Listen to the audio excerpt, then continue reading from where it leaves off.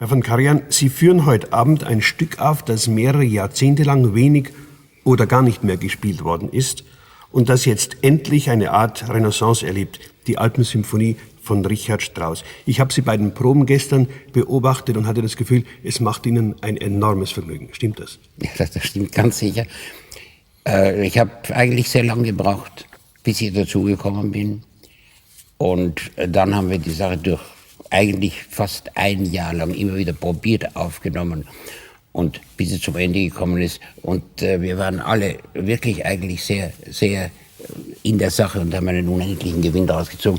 Sehen Sie jetzt, wo es aufgeführt wird, da hat vor 2 Tagen eine Zeitung geschrieben, dass man nicht nur die Töne hören wird, sondern es werden auch Bilder zu sehen sein. Ich weiß nicht, von wo Sie die Information haben. Ich muss meine Zuhörer und Zuseher, vor allem die Zuseher, entsetzlich enttäuschen. Das wird nicht der Fall sein, weil es nie geplant war. Es ist manchmal versucht worden, es zu tun. Es hat eigentlich immer mit einer Katastrophe. Sie meinen, die Musik zu bebildern? Die Musik zu bebildern. Es hat eigentlich immer mit einer Katastrophe geendet. Sehen Sie, da kommt überhaupt die Frage, in dem Fall, was ist Programmmusik? Ich kann mich erinnern, wie wir jung waren. Da wurde alles bebildert, alles mit Bildern erklärt. Es hat im Grunde genommen heute, wenn ich es übersehe, überhaupt keinen Zweck. Wir wissen natürlich, dass Strauss Einschnitte bezeichnet hat. Es ist doch eine Bergpartie, man geht in der Früh aus. Und dann ist der Aufstieg und alle Sachen, die da drin sind und die Kuhglocken und was weiß ich und die Almen und dann auf unbekannten Pfaden. Zum Schluss kommt man hinauf auf den Gipfel. Das alles, das lässt sich ja selbstverständlich hören. Was Sie sich dabei vorzustellen haben, ist eine andere Frage. Aber wenn das alles vorbei ist, und eine Sache, die mich immer wieder besonders berührt, dieses Gipfelgefühl, das eben sich nicht sofort in einer Ekstase äußert, sondern mit einer Oboe in der Stille. Das ist einer der ergreifendsten Momente. Und dann kommt alles, wie es sich langsam zusammenbraut, wie aus dem schönen Tag ein Gewitter wird und endlich ist das Gewitter los. Das ist alles sehr gut, wenn Sie es hören wollen und Sie werden es hören.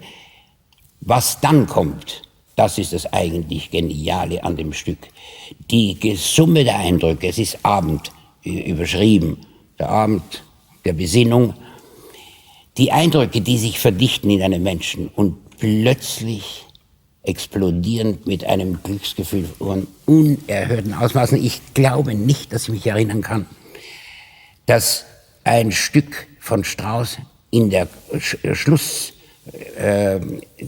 also was man normalerweise die Coda nimmt, einen solchen Reichtum hat. Das ist einfach die Antwort auf das viele Geschehen, das in einem Geschehen ist, in einem wirklich dithyrambischen Hymnus, der alles zusammenfasst, was man erlebt hat, die Summe von allem. Sehen Sie, und da war ja Strauss ein Genie, das in dieser Beziehung niemals erreicht oder überboten worden ist, aus Gefühlen, aus Eindrücken eine Summe zu ziehen.